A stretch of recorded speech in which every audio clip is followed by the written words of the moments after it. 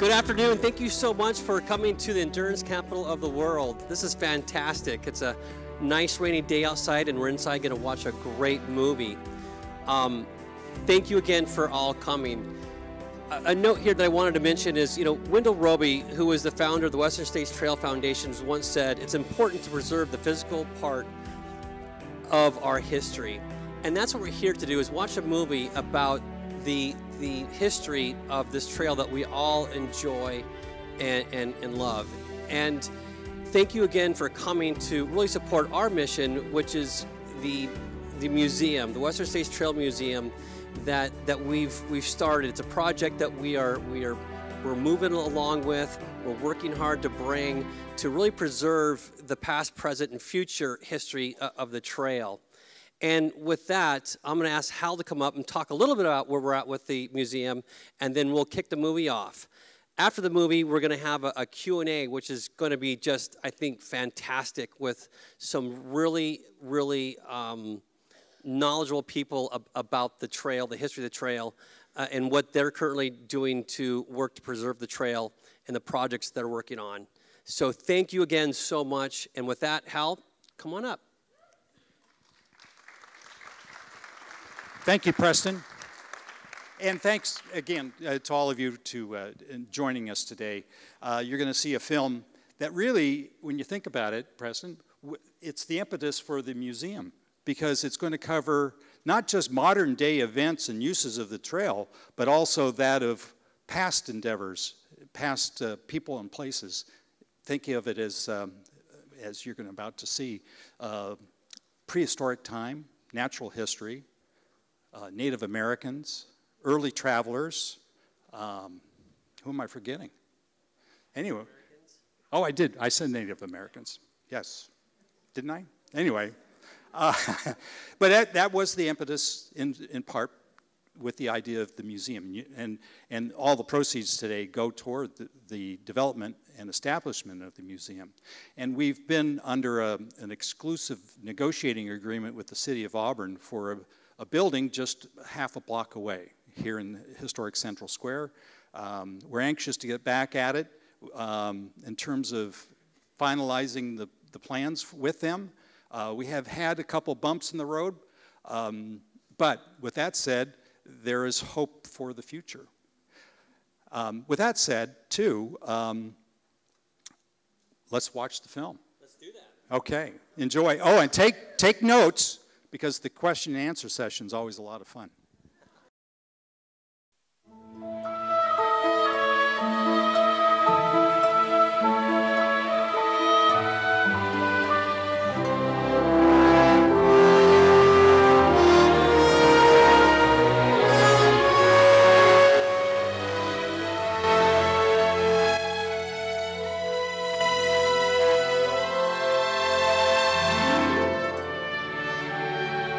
What they had done, what they had seen, heard, felt, feared. The places, the sounds, the colors, the cold, the darkness, the emptiness, the bleakness, the beauty. Till they died, this stream of memory would set them apart, if imperceptibly to anyone but themselves, from everyone else. For they had crossed the mountains.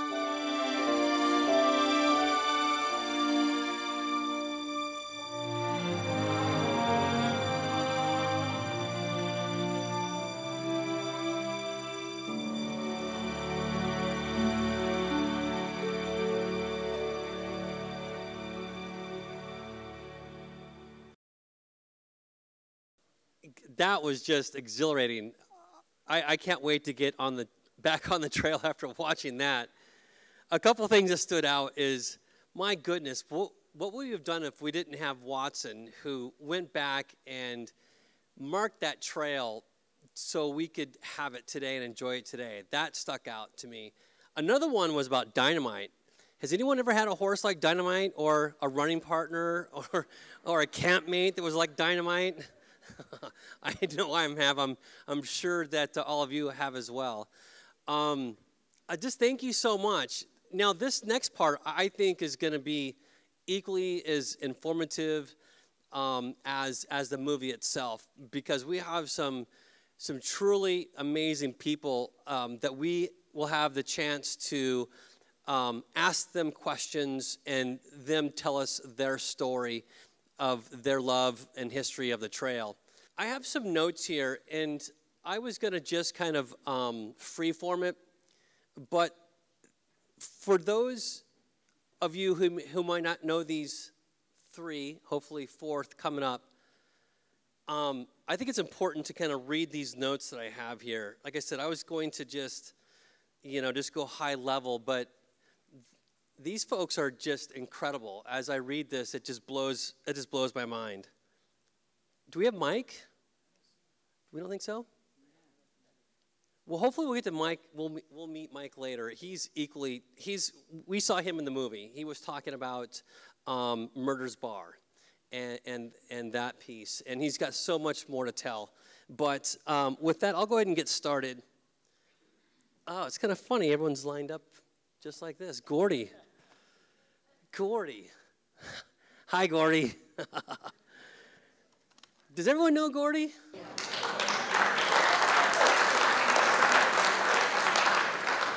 I know Gordie. So I'll read this because these notes, someone took the time and effort, but it's important to read these because it would be a discredit for me to just kind of blow over it and go high level. So Gordie, in 1974, with the inspiration and encouragement of Drusilla Barner, the first woman to win the Tevis Cup 100-mile one-day ride and Western States Trail Foundation's secretary, Gordie joined the horses and riders of the Western States Trail Ride to see if he could complete the 100-mile course on foot in one day. 23 hours and 42 minutes later, Gordie arrived in Auburn, proving that someone could run the entire route within the 24-hour time limit of the Tevis Cup ride. Thus began modern-day sport of ultramarathon, trail running, and the annual Western States Endurance Run. Gordie, well, I'm going to go ahead and freeform this. You know, Gordie, man, you have inspired past, present, and future generations of proving that the impossible can be done. I mean, who would have ever thought in the 70s and before then that could even be achieved? And you did it using one foot after another, up and over, down to Auburn. You did it. And I think that's an incredible inspiration that's going to continue on for generations and hopefully do more incredible things than what you did. That's awesome.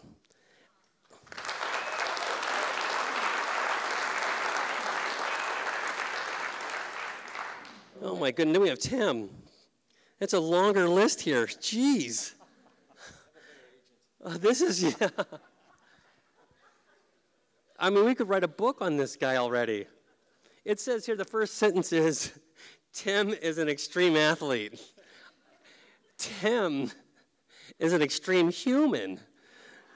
I think we should study you somehow and figure out what and how you do what you do and how often you've done it. I'm going to go ahead and read this. We know of Tim's accomplishments over the years at the annual Western States Endurance Ultra Trail 100-mile run over Olympic Valley to Auburn, including multiple victories. And even how many? That hurts. That just hurts. Even more impressive, 25 finishes under 24 hours.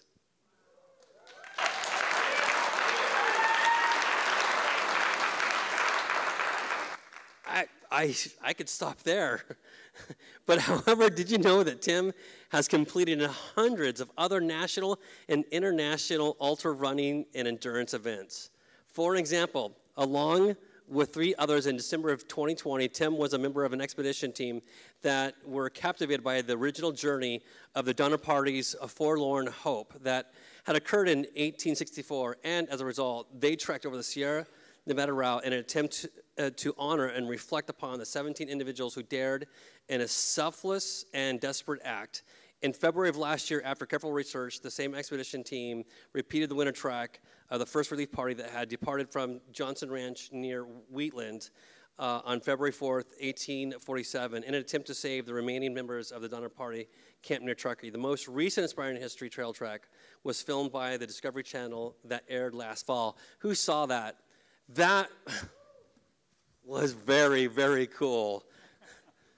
Again, if you haven't seen it, Google it, YouTube it, whatever you do, stream it, check it out. The most recent Inspiring History trail trek was filmed by, okay, I said that already. Members of the expedition team with us this evening, including Elka, I saw her.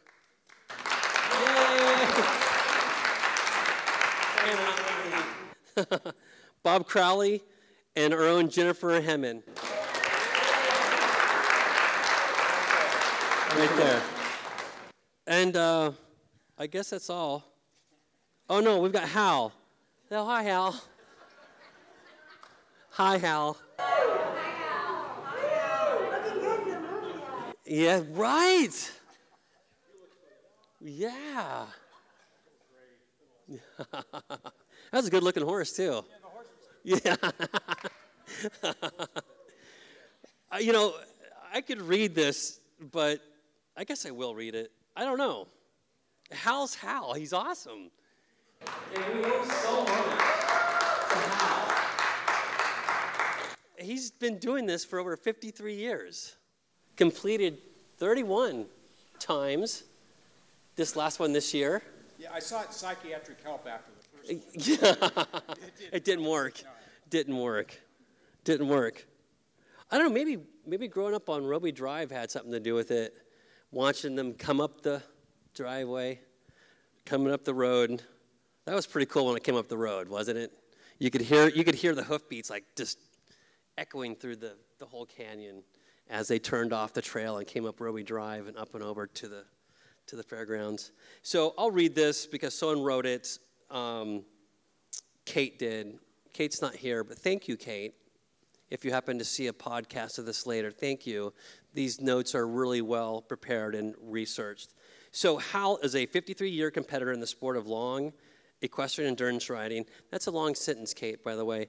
That has included 31 successful finishes of the arduous Western States Trail 100-mile one-day ride, winning the Lloyd Tevis Cup 3 times, and is a 3-time recipient of the Hagen Cup. Ben Ali. Now, did we ever resolve that? Is it Hagen or Hagen? Hagen Cup. Hagen like wagon. Now it's stuck. Hal authored an interpretive guide to the 100 miles of the historic Trans-Sierra Trail between Lake Tahoe and Auburn, California, titled The Western States Trail Guide, and was the co-producer of this movie we just saw. Thank you so much. So we heard a little bit about the Grosch brothers. What an amazing story was that? I mean, Comstock, what a jerk, you know? He should be. That's all I got to say about that. Just a jerk. Hal is a member of the 2023 Grosch Brothers Expedition Team, who, along with the same members of the Donner Party Relief Expedition, have conducted research of the brothers' silver discoveries that became the world's largest concentration of mineral worth. Will be reprising the fateful 100-mile trek from Silver City, Nevada to Last Chance. This February 27th, that's coming up pretty fast, through March 3rd to honor the brothers in the spirit of adventure. You guys are awesome to do that. That's just so amazing and so important because Comstock's a jerk. And the story needs to be told. So with that, everyone watched the movies. I've just read some pretty cool stuff about these amazing people. Let's kind of open it up to questions, and then I'll run around and hand the mic to you. So think about that for a second while I climb from there all the way to here. I have a question for Gordie, which I've never had a chance to ask him. I learned in this movie that you didn't run with water, and I'm just wondering, of all the times you were doing the Western States the first couple of times, where were you getting your food and water? I'm just curious. I didn't realize that you were having to wait as long as the horses for aid. So the first year, 74, I had been over the trail 3 times, twice made it to Auburn, and the third time, I think I went out at Robinson Flat. Yeah. I was trying to follow Wendell, and he took a rough shortcut, and I thought he'd gotten lost, so I was running after him. Wendell, you're going the wrong way. But I had a horse with a lameness problem. I'd given away my really good, solid horse to a girlfriend in a weak moment. Well, she wanted to marry me and get, I thought we were going to spend our lives together, and then she left me for a guy who was really good drugs. So I had to get this other horse, and it was sold to me by a guy who was a salesman by career, and he sold it to me with a statement that you never have to worry about this horse going lame. She's never taken a lame step. And I found out later that, she'd been pulled the year before at the Diamond Ride, and he'd been told it was a permanent problem. So there I was, so I was on foot, but I knew the trail really well. I'd been over 3 times, that part, the high country, and I was going to go actually barehanded. We didn't really have decent water bottles, and I figured, there's streams along the way. Well, there are. But from about the time you're about to start up on Lion Ridge until you get all the way down to the bottom of the Red Star Ridge and get back into the canyon for a creek is 16 miles. That was a little difficult. And I had 2 packs of erg, which, I mix with water when I got to the creeks. And I just go like that, and then I drink. So that was the total of my sustenance. It was incredibly naive. But you have to realize my training run was from Michigan Bluff to Auburn, and I made that on 1 bottle of Gatorade, and that was okay. But all I can say is, I was 27. And I was fairly well trained, and my body could take it. And it was amazing, When I was at Dusty Corners, I just thought, I'll never make it. But I was unwilling to quit, and I finally decided I couldn't even make it to Devil's Thumb. And I said, well, what can I do? And I just said, well, I can still take 1 more step, so I just kept taking 1 more step. That's how you do it. 1 step at a time.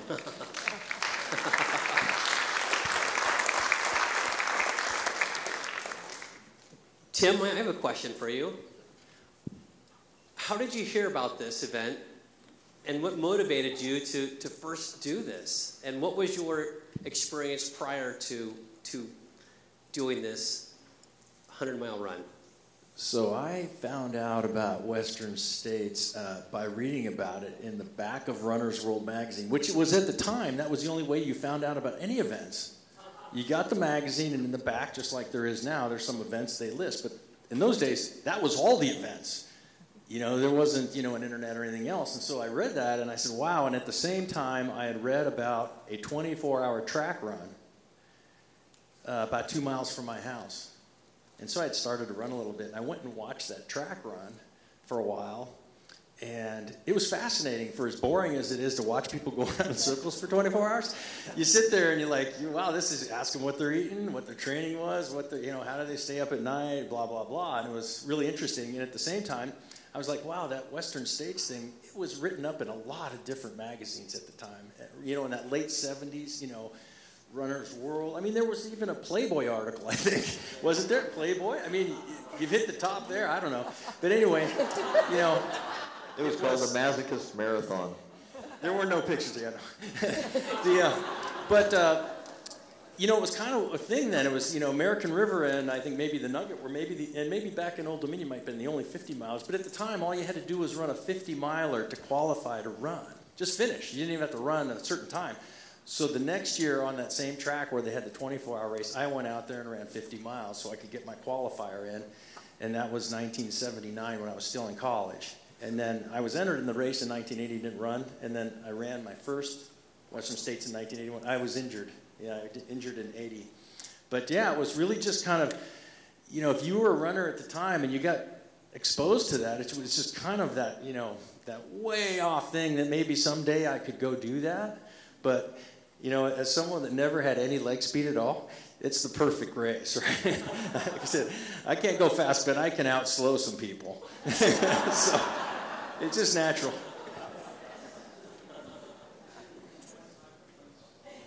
25 for 25. In 81, I would have been 22 when I ran my first one. Yeah. That's why I never made it to 25. I just started too late. I was too old. So Hal, same question for you. What inspired you to try this thing on a horse? You know, I don't think you grew up in a horse family. No. My start was merely being a product of the environment. It's just resided in Auburn on Roby Point as a child, watching that one summer evening the Tevis riders coming up out of the canyon and with their horses and thinking, wow, what an adventure that would be. And my parents were city slickers.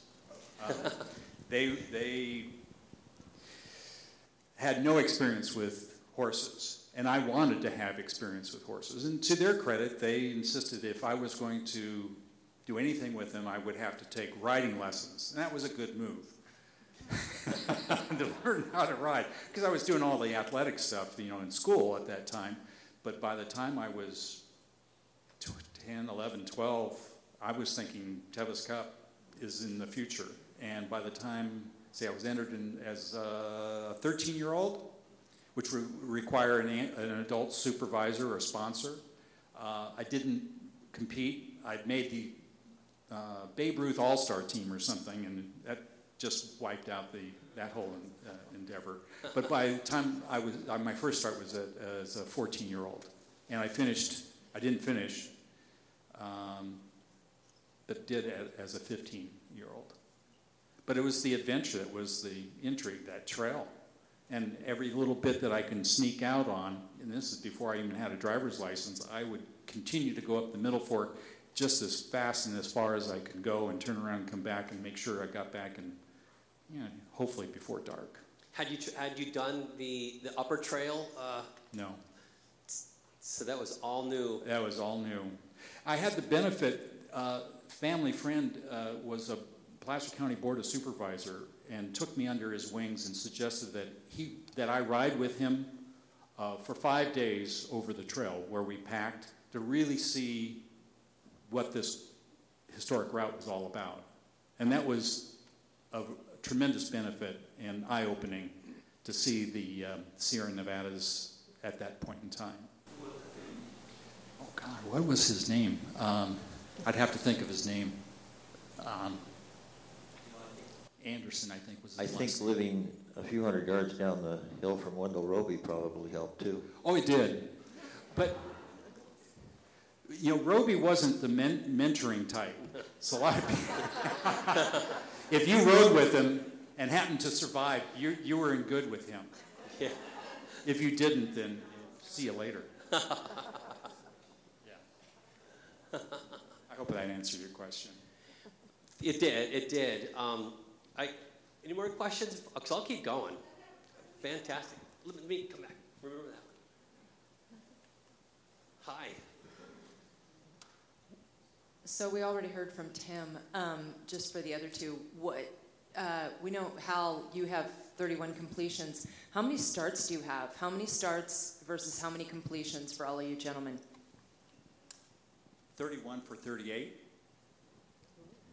Yeah, I'm 25 for 25.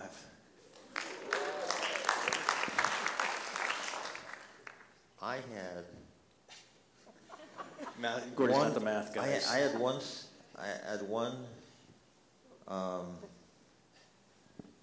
I didn't have any. I don't think I had any non-finishes until I started getting old. and then it's like, I hit 60, and it's like after that I came close. 60 was a good year. So anyway, I've got 22 finishes, 1 overtime finish, and 11 under 24 hours. And my last under 24 hours, interestingly, was 2005 when I was 50, 8 maybe, something like that.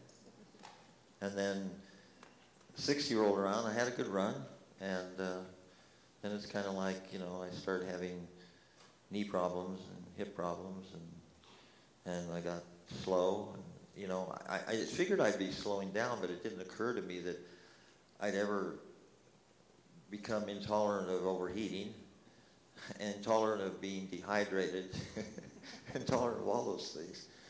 It just all got harder. One quick question before I hand the mic off. Gordie, who is the first dual buckle winner, meaning horse runner? The first person to complete the Travis Cup ride and the Western States Endurance Run is in the same year is Kathy Mason from Georgetown to do both. Oh yeah, but not the same year. Yes. Yeah, ever. Like in the early 80s. It was the early 80s. What about Peter? No, he came after Kathy. Okay. So my question to Hal, talk about, please, your first win with El Carbage. Didn't you win on that horse first? Yes. He was an Arabian gelding that I found in western Nebraska, in the Sandhills of Nebraska, off of a cattle ranch. And he was, even before I got him, he was a terrific athlete, just growing up there and surviving the conditions. But that was 1974. How old were you then? 19. So your first win was in 74? Yes, and I told my crew after finishing, I'm going to take a little nap, but I want you to wake me up because I hear Gordie's coming in. And I wanted to witness that, and I got to see Gordie finish at a little bit before 5. Of course, then I had already finished by about 9 or 9:30, so it was a long nap. But Gordie, to his credit, after doing what he did that day, and it was you described it well in the film. It was a hot, dusty, dirty day, well over 100 degrees. He was doing somersaults. Is that what you call it? It was actually a gymnastics move called the dive forward roll. A dive forward roll at the finish. And of course, he did that finishing just before another group of horses and riders had come in. So he actually outdid a couple there at the end. So El Carbage, we were besides winning the cup twice, he finished 12 out of 13 times. So he was a really tremendous athlete. Yeah, he was terrific. When did you retire him? How old was he? He was 20 at his last finish. Question. Whoa. And then out. Sorry, I didn't see your hands. So I'm not a horse rider, but I've worked Frisco a couple of times. I'm just in awe of all the athletes. But one of the questions I had as a non-rider, I think it's interesting when people fly in, rent a horse, and then do it. And I just wonder what your impression or your opinions are of that relationship. It just seems like you have to have a real relationship with your horse to know how it's doing, how you're doing, how you know what I mean? Yeah, no, that's a good question. It's developing a bond with your horses is vastly important. Those who, as you described, fly in and give it a go usually are unsuccessful. They don't have that bond. They generally don't have any kind of understanding of, sometimes even of the route, so they're usually surprised and ultimately they don't finish. But I encourage those individuals who have done that and may have been unsuccessful to come back months before, spend some time, even if it's to lease a horse or bring one of their own, to get here and spend some time on the trail and really view it, much the way I did when that family friend took me over the trail over 5 days. It's really quite worth it. Thank you for that. Great question. Yeah, I was going to add one thing to that. Hal, you might be able to elaborate on this. Like, you've won the race on multiple horses. And I think even much like a runner trying to assess their skills and trying to match that to the course, I'm sure your horses performed differently in what they were good at and maybe what they weren't as good at. And you had to find that out in part of your training and then execute to that as you were competing. Yeah, sometimes people will say, well, you know, you live in Auburn, at the finish your horse is running for home. If that were the case, I would have won all 38 of those times. What the heck happened with that theory? There's thousands of steps you have to take and thousands of feet of climb and descent. You saw in the film footage, you know, the terrain, and many of you know of it already. So you've got to do your homework, and that's what I call it. And it all starts months and months before, just like ultra trail runners are doing in preparing for the Western States 100. Yeah. I'd like to just throw in a comment. I bought my horse at UC Santa Barbara, and I remember the first time I decided to go up the beach to El Capitan and Refugio, which was, I don't know, 12 miles up the beach. And he had a rough trot, so we galloped until he got tired of that, and then I'd get off and run, and then I'd jump on and we'd gallop some more. And that's how we went up. And I thought that's how we were going to come back, and I turned him around, and he galloped all the way back. I was bareback. I don't know how I stayed on, but I figured out at that point he was a barn-sour horse. So during the training, when I'd ride from Michigan Bluff to Auburn, that was the training ride. Any time even if we started from like, I think once I did a training ride from Robinson Flat to Auburn, I never let him stop until he got to Auburn. And so that was the barn. Quick question for each one of you. What would you like to see for the future of our trail? I know it's an open-ended kind of question. But I think... Because we know what it means to us now, and we've seen the history of it. What is the future that you'd like to see for the trail? Well, it always makes me really sad to see the people who want to run this race and don't get in again and again and again. One of my best friends is from Raleigh, North Carolina, and he finally made it on his 7th try. He got in. And what I would like to see, and I think it's totally possible, is for the race to do 2 heats, an hour apart, and admit 600 runners. I don't think that's unreasonable at all. And I think if the Forest Service has any decency at all, they would be doing that. Interesting. They limit us to, what, 369? Yeah. Yeah. I want 600.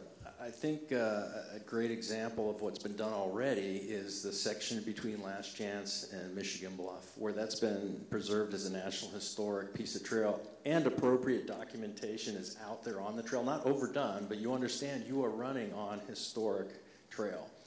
And I think that we could do almost that similar, maybe not the same thing on the entire trail, much like you know, we used to go through Little American Valley, right? And Al and I have been doing some homework on Grosjean. We know there used to be a hotel down there. Yeah. Go find it. I don't know. It's a good hunt, but there's so much history and so much that can be learned out there, whether you're hiking, running, horse riding, whatever you're doing, that I would really like to see, it preserved so everyone can experience what we've experienced as athletes and horse riders and runners, and then be able to understand the history and what that provided to the state of California as it became, you know, something, you know, pretty fantastic. I think it's really important to mention that that guy right there is a major player in getting these designated as National Historic Trails. No hands free.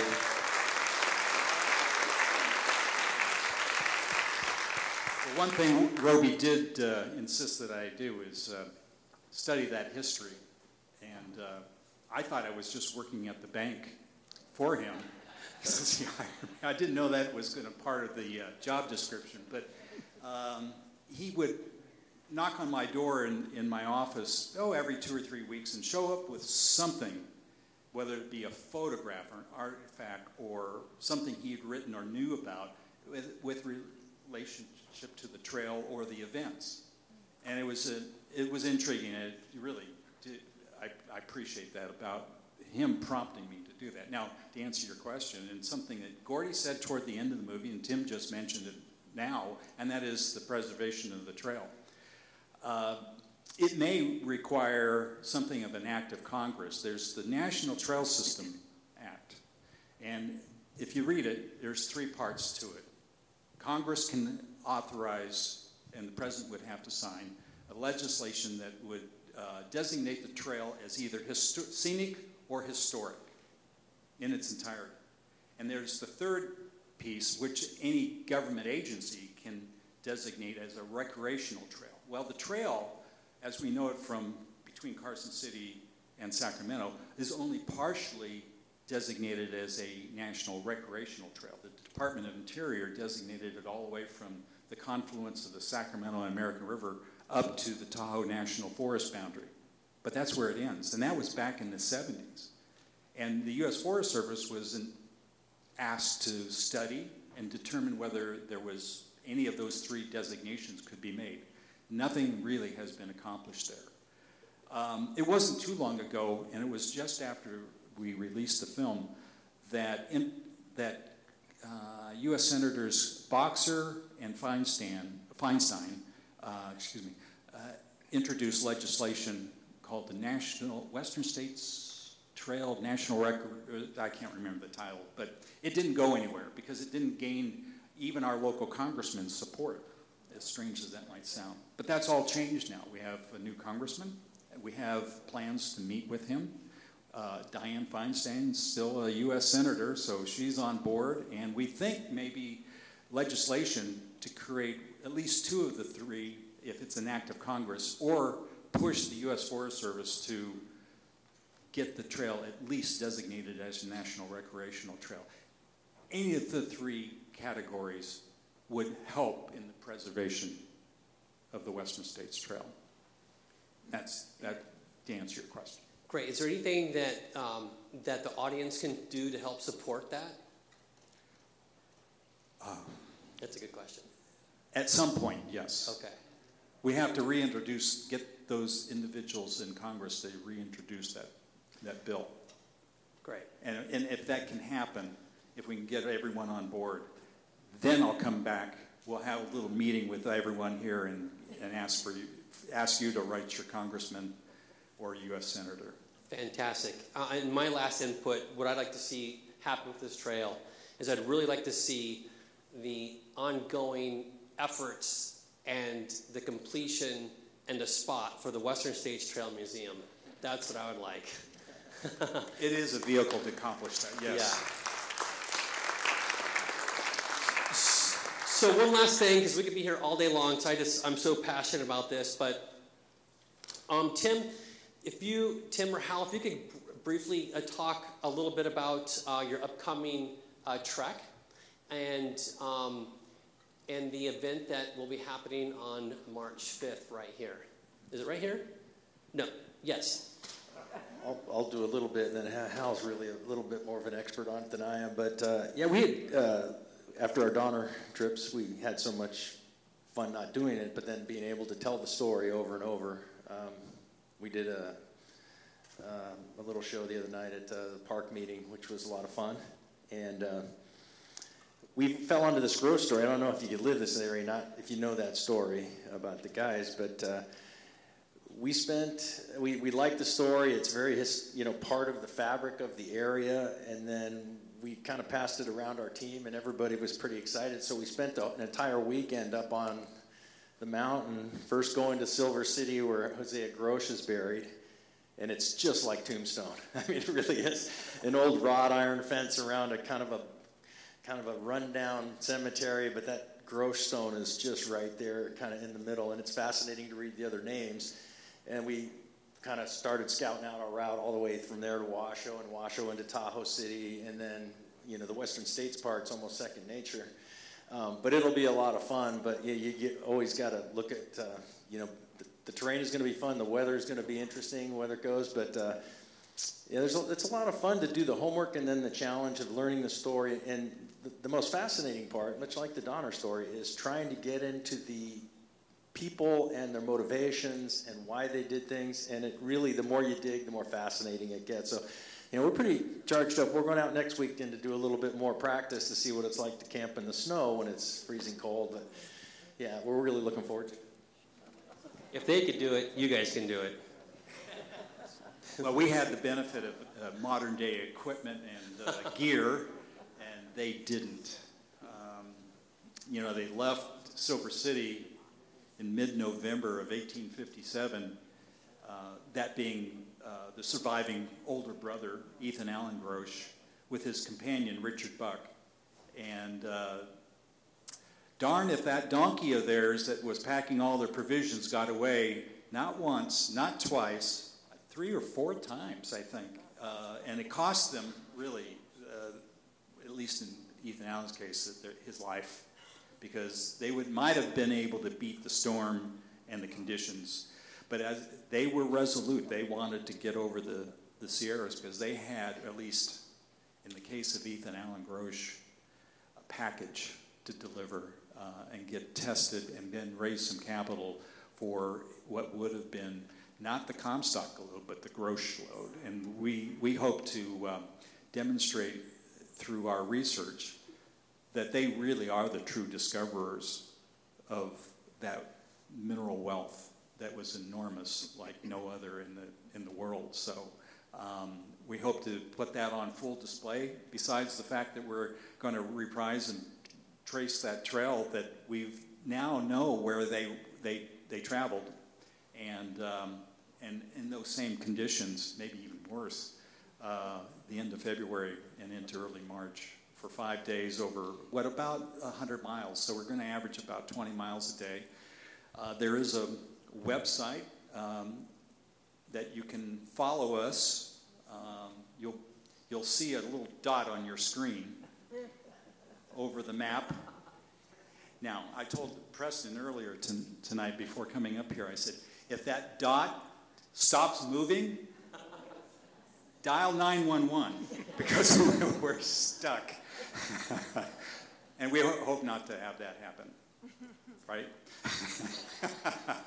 But I'm the rookie. I'm the newcomer to the group, and they have all the experience and in the world to be able to accomplish this. I'm just going to follow their lead and hope for the best. Well, it sounds like you're in great hands, for sure. Any more questions? Yes, we just covered that. So to hear about their expedition, we welcome you to come back here Sunday, March 5th for a meet and greet and a panel presentation of that expedition. I'm excited to, I'll be excited to see them return, should it go well, and hear of their stories of adventure, for sure. And if there's no more questions, I'd like to end this by saying, Gordie, Tim, and Hal, you are a national treasure of the interpreters of your accomplishments up and over the Sierras over and over again. So thank you so much for being a part of this discussion and telling us your stories about your passion for this trail. We thank you.